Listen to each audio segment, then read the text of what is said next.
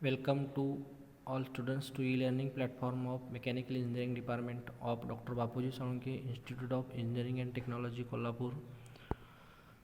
Today we are studying the subject Basic Electrical and Electronics Engineering. Basic Electrical and Electronics Engineering subject हा तुम्हाला third semester diploma मेकॅनिकलसाठी आहे. त्याच्यामध्ये MSBT examination स्कीमप्रमाणे आपल्याला ह्या third सेमसाठी हा जो सब्जेक्ट असेल त्याच्यामध्ये 4 लेक्चर्स असतील 1 वीकमध्ये. त्याच्यानंतर त्याचं 2 आवर्सचं प्रॅक्टिकल सेशन असेल. याच्यामध्ये 70 मार्क्स आपल्याला थेरी पेपरसाठी असतील, 30 marks micro project and test ॲनालिसिससाठी असेल, 25 मार्क्स प्रॅक्टिकल एक्झामिनेशनसाठी असेल, internal practical examination and 25 marks हे टर्मवर्कसाठी असतील. या स्ट्रक्चरने आपल्याला या बेसिक इलेक्ट्रिकल आणि इलेक्ट्रॉनिक्स BEE हा जो सब्जेक्ट आहे त्याचं स्ट्रक्चर एक्झामिनेशनप्रमाणे डिझाईन केलेलं आहे. आता हा सब्जेक्ट जो आपल्याला बेसिक इलेक्ट्रिकल आणि इलेक्ट्रॉनिक्स आहे हा बेसिकली आपल्या मेकॅनिकल फील्डपेक्षा थोडा वेगळा आहे. म्हणजे इलेक्ट्रिकल आणि इलेक्ट्रॉनिक्स या फील्डमधला सब्जेक्ट आहे. आता हा सब्जेक्ट आपल्याला स्टडी करण्याचं मेन रिझन हे आहे की मेकॅनिकल इंजिनिअरिंग डिप्लोमा कंप्लीट झाल्यानंतर इंडस्ट्रीमध्ये जॉब करताना ज्या व्हेरियस मेकॅनिकल मशिनरी असतील त्या व्हेरियस मेकॅनिकल मशिनरीसाठी जो काही पॉवर रिलेटेड पार्ट आहे, जे इलेक्ट्रिकल असेल किंवा ॲटोमेशन रिलेटेड पार्ट असेल, इलेक्ट्रॉनिक्स असेल, तर हे इलेक्ट्रिकल आणि इलेक्ट्रॉनिक्स जो काही पार्ट आहे तर तो पार्ट आपल्याला क्लिअर होण्यासाठी किंवा ॲटोमेशनमध्ये mechanical machinery electronics circuitry use करून कंट्रोल कशी केली जाते किंवा रन कशी केली जाते हे स्टडी करण्यासाठी आपल्याला किंवा आपल्याला स्टडी करण्यासाठी हा सब्जेक्ट त्याच्यामध्ये इंट्रोड्यूस केलेला आहे. म्हणजे बेसिक इलेक्ट्रिकल आणि इलेक्ट्रॉनिक्स ह्याच्यामध्ये आपण इलेक्ट्रिकल आणि इलेक्ट्रॉनिक्स इंजिनिअरिंगच्या बेसिक कन्सेप्ट ज्या आहेत त्या ह्याच्यामध्ये स्टडी करायचे आहेत.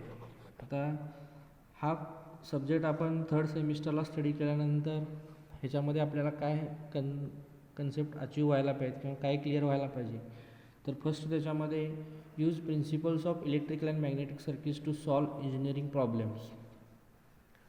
म्हणजे आता मेकॅनिकल मशिनरीसाठी एखादं इलेक्ट्रिकल नेटवर्क यूज केलेलं असेल किंवा इलेक्ट्रिकल पॉवर यूज केलेलं असेल तर ते इलेक्ट्रिकल पॉवर त्याच्यामध्ये इलेक्ट्रिक अँड मॅग्नेटिक कॉम्बिनेशनमध्ये यूज केलेले असते. मग त्याचे जे काही प्रॉब्लेम्स असतील किंवा कोणत्या मशिनरीसाठी आपण कोणती इलेक्ट्रिकल पॉवर यूज करायचं आहे, त्याचं नेटवर्क डिझाईन कसं करायचं आहे किंवा त्याला इलेक्ट्रिकल सप्लाय देताना तो कोणत्या मेथडनी द्यावा लागतो, म्हणजे मशिनरीला सिंगल फेज असेल, 3 फेज असेल, तर ते इंजिनिअरिंग प्रॉब्लेम्स आपल्याला ह्याच्यामध्ये सॉल्व व्हायला पाहिजेत. त्यासाठी आपल्याला ते बेसिक कन्सेप्ट क्लिअर करून घ्यायला पाहिजे. त्याच्यानंतर सेकंड आहे ते determine voltage and current in AC circuit. तर बेसिकली ज्या मशिनरी असतात किंवा ड्राईव्ज असतात, फॉर एक्झाम्पल CNC मशीन असेल, तर लेथ मशीन असेल किंवा इंडस्ट्रीमध्ये नंबर ऑफ मशिनरीज असतील, या मशिनरीसाठी जो सप्लाय दिलेला असतो तो इलेक्ट्रिकल सप्लाय असतो किंवा इलेक्ट्रिकल पॉवर असते. तर ते इलेक्ट्रिकल पॉवर आपण कोणत्या मेथडनी देतो आहे, AC असेल, DC असेल, त्या इलेक्ट्रिकल पॉवरमध्ये व्होल्टेज कन्सेप्ट काय, करंट कन्सेप्ट काय, व्होल्टेज रेंज किती असेल, करंट रेंज किती असेल, करंट कॅपॅबिलिटी कोणती असेल, त्याचा व्होल्टेज सोर्स काय असेल, करंट सोर्स काय असेल, आपण ते डिझाईन कसं करायचं आहे, तर ते व्होल्टेज आणि करंट AC सर्किटमध्ये काय असतात हे क्लिअर व्हायला पाहिजे. त्यानंतर नेक्स्ट आहे ते connect transformers and Motors for specific requirement. तर नंबर ऑफ ॲप्लिकेशन्स आपण इंडस्ट्रीमध्ये बघतो, त्याच्यामध्ये ट्रान्सफॉर्मर इलेक्ट्रिकल कनेक्ट केलेला असतो. ट्रान्सफॉर्मर एनर्जी ट्रान्सफर करण्यासाठी यूज करतात. काही मशिनरी रन करण्यासाठी मोटर्स वापरतात, म्हणजे ड्राईव्ज असेल. आता मेकॅनिकल फील्डमध्ये कन्व्हेयर बेल्ट असतो, तो कन्व्हेयर बेल्ट आपल्याला मूव्ह करावा लागतो, रोटेट करावा लागतो, त्यासाठी ड्राईव्ज मोटर यूज करतात. तर ते करण्यासाठी पर्टिक्युलर ट्रान्सफॉर्मर सिलेक्ट कसा करायचा आणि पर्टिक्युलर मोटर पर्टिक्युलर ॲप्लिकेशनसाठी कशी सिलेक्ट करायची हे त्याच्यामध्ये असेल. नेक्स्ट असेल identify electronics component in electric circuit. तर जे मेकॅनिकल इंडस्ट्रीमध्ये किंवा मेकॅनिकल फील्डमध्ये जे सर्किट यूज केलेलं असेल तर त्याच्यामध्ये कोणते कॉम्पोनंट आपल्याला बेसिकली यूज केलेत, हार्डवेअर स्ट्रक्चर त्याचं काय आहे हे क्लिअर व्हायला पाहिजे. त्याच्यासाठी यूज केलेले असतात ते इलेक्ट्रॉनिक्स कॉम्पोनंट असतात. मग ते कोणते इलेक्ट्रॉनिक्स कॉम्पोनंट वापरलेत, त्याच्या कॅरेक्टरिस्टिक्स काय आहेत, तर हे त्याच्यामध्ये आपल्याला स्टडी करायचं आहे. त्याचं स्ट्रक्चर काय असेल, प्रत्येक कॉम्पोनंटचं फंक्शन काय असेल, कोणत्या फंक्शनसाठी आपण कोणता कॉम्पोनंट यूज करणार आहे हे त्याच्यामध्ये आपल्याला स्टडी करायला लागेल. तर त्याच्यासाठी identify electronics component in electric circuit दिले. नेक्स्ट आहे ते use relevant electronics component safely. सर्किटमध्ये आपण इलेक्ट्रॉनिक्स कॉम्पोनंट कसे वापरायचे आहेत हे याच्यामधून आपल्याला अचीव व्हायला पाहिजे, कारण हा इलेक्ट्रॉनिक्स पार्ट जो आहे तो मशिनरी कंट्रोलसाठी यूज केलेला असतो कंट्रोल पॅनलमध्ये. तर त्याच्यामध्ये ते कॉम्पोनंट सेफली आपण कसे वापरणार आहे ते असेल. नेक्स्ट असेल use relevant electronics protect device safely.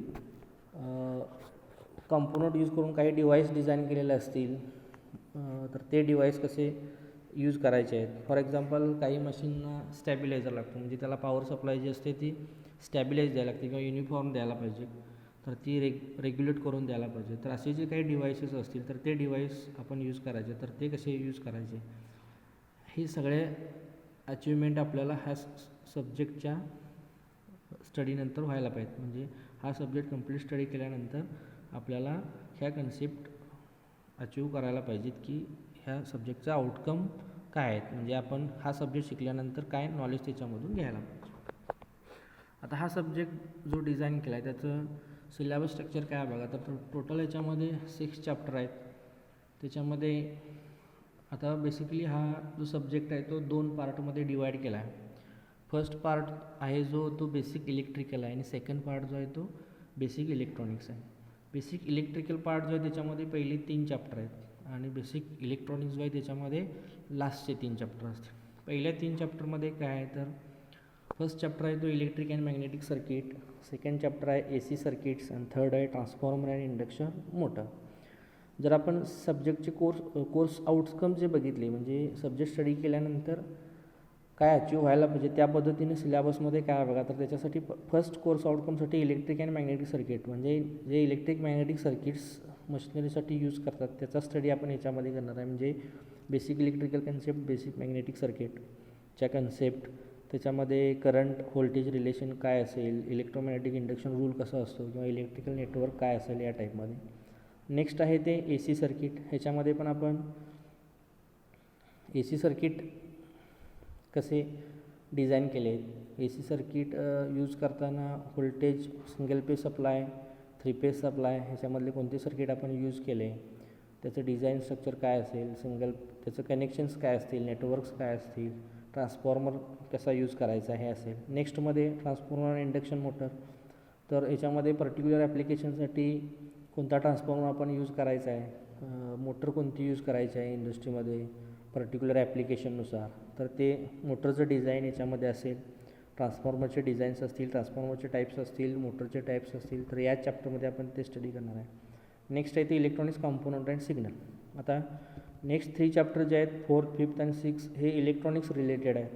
त्याच्यामध्ये इलेक्ट्रॉनिक रिलेटेडमध्ये फर्स्ट आपण इलेक्ट्रॉनिक्स कॉम्पोनंट काय आहेत ते स्टडी करणार. म्हणजे इलेक्ट्रॉनिक सर्किट डिझाईन करताना आपल्याला इंडिव्हिज्युअल कॉम्पोनंट सर्किटमध्ये यूज करायला लागतो. तर ते इंडिव्हिज्युअल कॉम्पोनंट आपण सर्किटमध्ये जे यूज करणार आहे त्या इंडिव्हिज्युअल कॉम्पोनंटचा सिम्बॉल, त्याचं कन्स्ट्रक्शन, त्याचं स्ट्रक्चर, त्याच्या कॅरेक्टरिस्टिक्स, त्याची प्रॉपर्टी काय आणि इलेक्ट्रॉनिक सिग्नल जे असतील, मग त्याच्यामध्ये ॲनालॉग सिग्नल असेल, डिजिटल सिग्नल असेल, मग ते ॲनालॉग सिग्नल प्रोसेस कसे होतात किंवा त्याचं नेचर काय असेल, डिजिटल सिग्नल प्रोसेस कसे होतात त्याचं नेचर काय असेल, तर त्याचा टाईम पिरियड काय असतो, ॲम्प्लिट्यूड काय असते, तर हे याच्यामध्ये आपण त्या चॅप्टरमध्ये स्टडी करणार आहे इलेक्ट्रॉनिक्स कॉम्पोनंट अँड सिग्नलमध्ये. नेक्स्ट चॅप्टर आहे तो डायोड अँड ॲप्लिकेशन्स. आता इलेक्ट्रॉनिक्स कॉम्पोनंटमध्ये एक बेसिक कॉम्पोनंट आहे तो डायोड यूज करून आपण नंबर ऑफ सर्किट्स डिझाईन करू शकतो. तर तो डायोडचं स्ट्रक्चर, सिम्बॉल, कन्स्ट्रक्शन, त्याच्या कॅरेक्टरिस्टिक्स, त्याचे ॲप्लिकेशन, त्याचे फिजिकल शेप कसा असतो, तर हे 5th चॅप्टरमध्ये आपण स्टडी करणार आहे आणि त्याचे number of applications.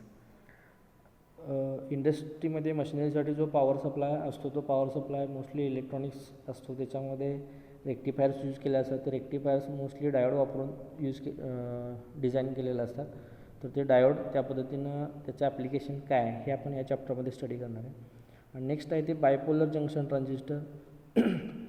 Bipolar junction transistor BJT, हा BJT ॲज अ ॲम्प्लिफायर म्हणून आपल्याला यूज करता येतो किंवा ॲज अ स्विच म्हणून सर्किटमध्ये वापरता येतो.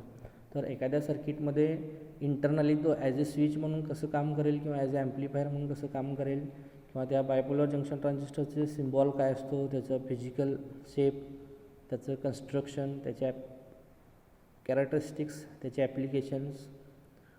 त्याच्यामध्ये बायपोलर जंक्शन ट्रान्झिस्टर परत 2 टाईपचे आहेत, NPN ट्रान्झिस्टर, PNP ट्रान्झिस्टर. तर हे त्याच्यामध्ये आपण स्टडी करणार आहोत 6 चॅप्टर. तर बेसिकली हा जो सब्जेक्ट आहे तो 2 पार्टमध्ये डिवाईड केला. पहिले 3 चॅप्टर आहेत ते बेसिक इलेक्ट्रिकल असतील आणि लास्टचे 3 चॅप्टर जे असतील ते बेसिक इलेक्ट्रॉनिक्स असतील. नेक्स्ट आता आपण जो स्टडी करणार आहे तो लास्टचे 3 चॅप्टर्स असतील, म्हणजे 4th, 5th आणि 6th बेसिक इलेक्ट्रॉनिक्स, त्याचा आपण फर्स्ट स्टडी करू. तर त्याच्यामध्ये 4th चॅप्टर जो आहे तो इलेक्ट्रॉनिक्स कॉम्पोनंट अँड सिग्नल्स आहे. तर ह्याच्यामध्ये आपण आज फक्त इलेक्ट्रॉनिक्स कॉम्पोनंट काय असतात, तर बेसिकली 3 इलेक्ट्रॉनिक्स कॉम्पोनंट सर्किटमध्ये यूज करतात, रजिस्टर, कॅपॅसिटर आणि इंडक्टर. तर त्याच्यामध्ये फर्स्ट आहे तो रेजिस्टर.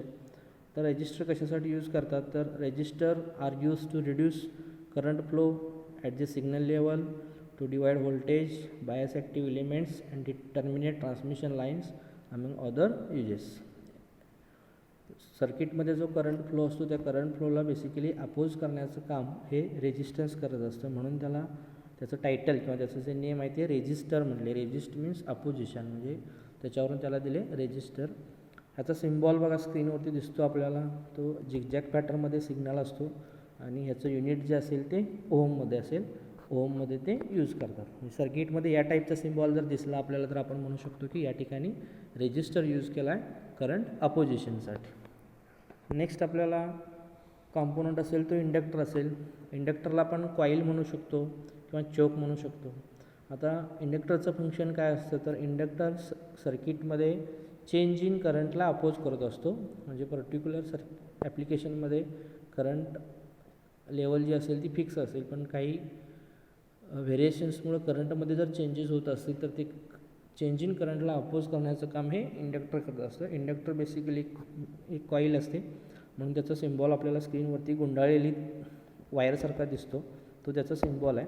आणि हे जे इंडक्टर्स असतात ते इंडक्टर्सचं किती व्हॅल्यूचा इंडक्टर आहे तर ते हेनरीमध्ये मेजर करतात. त्याचं मेजरमेंटचं युनिट जे आहे ते हेनरी असेल. नेक्स्ट कॉम्पोनंट आपण स्टडी करतो तो कपॅसिटर.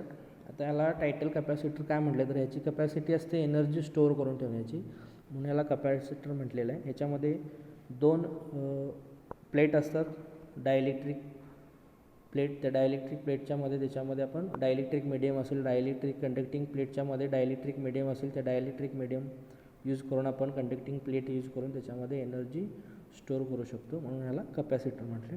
त्याचा सिम्बॉल जो तो दिसतो बघा आपल्याला, 2 प्लेट्स आहेत, त्याच्यामध्ये पॉझिटिव्ह असेल निगेटिव्ह असेल. आणि ह्याच कपॅसिटरचं मेजरमेंट आहे ते आपण फॅरेडमध्ये यूज करतो.